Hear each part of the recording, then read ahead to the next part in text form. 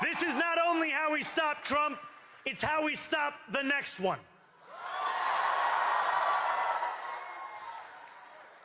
So Donald Trump, since I know you're watching, I have 4 words for you.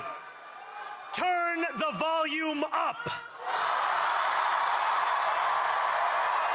New York will remain a city of immigrants, a city built by immigrants, powered by immigrants, and as of tonight, led by an immigrant. So hear me, President Trump, when I say this. To get to any of us, you will have to get through all of us. The conventional wisdom would tell you that I am far from the perfect candidate. I am young, despite my best efforts to grow older. I am Muslim. I am a democratic socialist.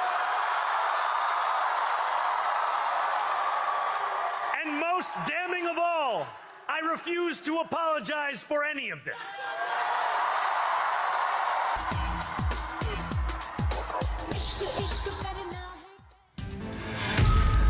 New Yorkers have spoken. Zohran Mamdani is now mayor. New York has stood up to Trump and Musk. Both wanted Mamdani to lose, a historic win. He defied a coordinated smear campaign. He stood up to vile racism and calculated Islamophobia. Zohran Mamdani represents the future of a true Democratic Party. But will they learn or continue to ignore? The entire establishment was against him. They poured millions into TV spots.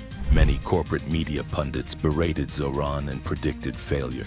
African by birth, Muslim by faith, Indian by heritage, socialist by conviction, American by choice, New York City's first true global immigrant mayor. This is the American dream, rewritten. He won despite headlines stoking fear and division. Nearly half the city feared, or was made to fear, dramatic change. But millions of New Yorkers believed their time had come. The battle was won spectacularly. But now the political war begins. When an old system is challenged, do the obstacles and distractions start immediately? The old guard won on TV, but the new coalition won on TikTok, hoods, and campuses. That signal wasn't on billboards. It was in your pocket. This campaign went viral on social. Memes, rallies, and millions online toppled the old guard. TikTok chose New York City's mayor. But who controls the algorithm next? The new US owners have taken control, sparking controversy, especially as Elon Musk endorsed Cuomo. It wasn't a debate over tax brackets. It was a fight for the future of their home. The true upset was the nature of turnout. A coalition of youth and renters turned the tide in historically centrist neighborhoods. Tap in. We break down the agenda next. This is the story of youth power rewriting politics. But what did they vote for? New Yorkers didn't just vote against the machine they voted for a spreadsheet. Capitalism is not working for them. And unless it adapts, and pronto, the new socialist mayor might have different solutions. The centerpiece, radical rent control, free buses, universal childcare, and a major wealth tax proposal. The spreadsheets are stark.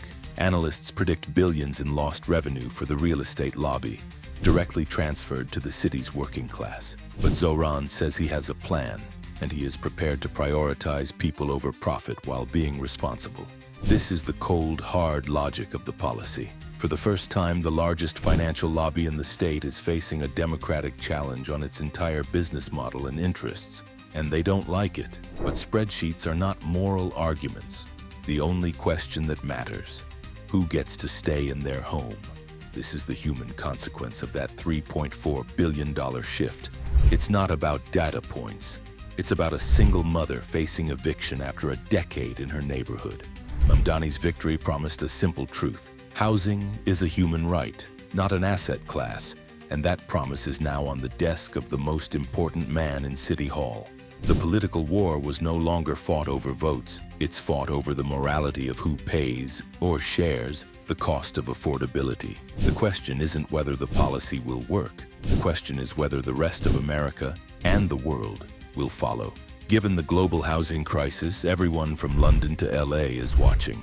New York, like London, is never just New York. It is a mirror for every metropolis in the West. When New York City flips socialist, the shockwaves are felt from London's council estates to Berlin's tenant movements. The victory is global, because the problem, unaffordable housing, is global.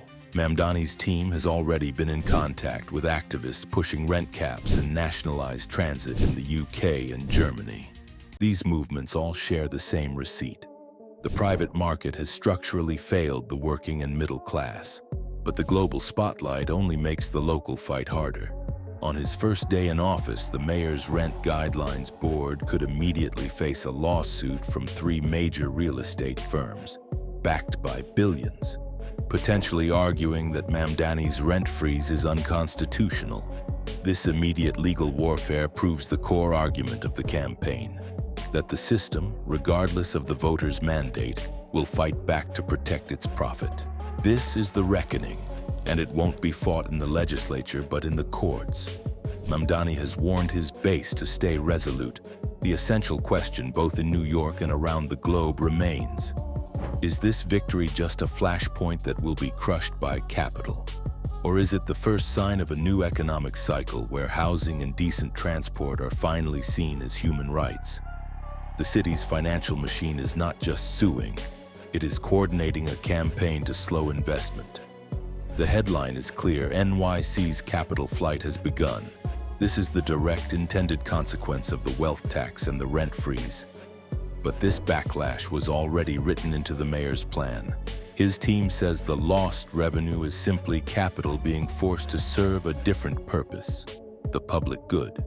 The argument is no longer how to pay, but who benefits. In response, Mamdani did not back down.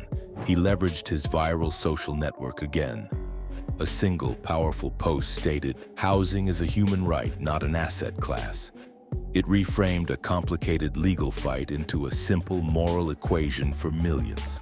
Another post said, "The cost of your profit is their home." The financial system's power is absolute, unless the people's mandate is equally absolute. The question now becomes one of political will. Can a socialist mayor actually manage the world's largest public infrastructure and the capital of capitalism? Or will the debt crisis and corporate maneuvers crush the promise? This is the final climactic truth of the American political game. Winning the election is just the entrance fee. The real fight is over who controls the checkbook, the courts, and the narrative that defines the entire system. This story is not about New York. It's about the economic framework of the entire modern world. The world is watching to see if the mandate of the many can withstand the firepower of the wealthy few. MAKAACode. The real MAKAACode of this story is the transfer of risk.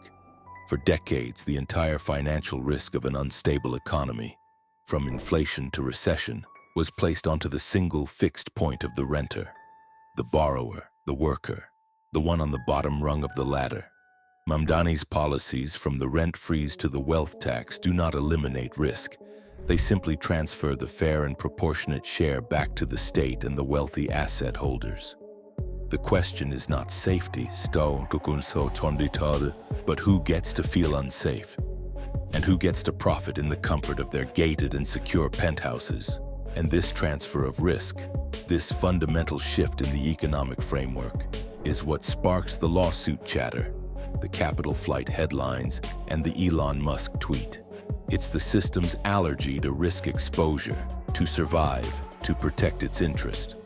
The only reason this transfer could happen is the viral coalition. For the first time, the coalition of the many was organized at the same speed and scale as the capital of the few. That is the leverage. The world is now watching to see if this leverage, once deployed, can hold. If the mandate of the people of New York is crushed, every other city's social housing movement will pause and reflect negatively. And that is precisely why the attacks, the delays, and the obstacles will be hard and swift. But if this works, If the city's debt is managed, the legal fights are won, and housing is demonstrably stabilized, the world is facing the first true blueprint for a new economic cycle. Every campaign ends, but the system it challenged keeps running. Every result reopens the question, who really governs and what happens next? But the greatest threat to this entire blueprint is not the lawsuit or the debt. It is a structural and philosophical concept critics call the economic calculation problem. But for Mamdani's progressive city, we'll call it the law of complexity. It argues that the millions of decisions, desires, and shortages in the economy are too vast and scattered for any central authority to gather and act upon rationally. No conspiracy is needed. When you legislate one price, a rent cap or a higher wage, you merely use a giant thumb to hold down a single sensor. You fix that one spot but blind the rest of the system, forcing the unintended, unpredictable consequences to appear somewhere else. And this is the philosophical cliffhanger we're left hanging on. The choice is the structural logic of the system. This law of complexity, an absolute unassailable fact no political mandate can overcome? The blue pill of acceptance, if you will. Or is it an engineered trap designed to crush leaders like Mamdani? Something we can and must reshape. The red pill of resistance, if you wish. Every campaign ends, but the system it challenged keeps running. Every result reopens the question, who really governs and what happens next?